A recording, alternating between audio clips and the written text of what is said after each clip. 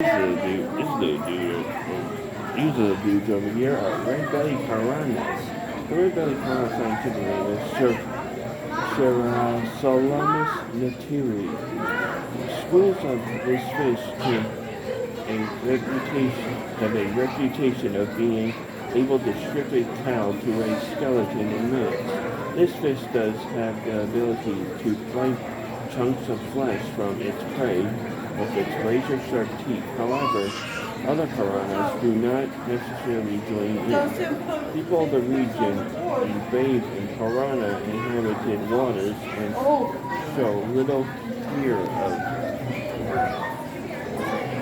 piranhas. These guys are in the Amazon, Orinoco, live in the Amazon and Orinoco River basin.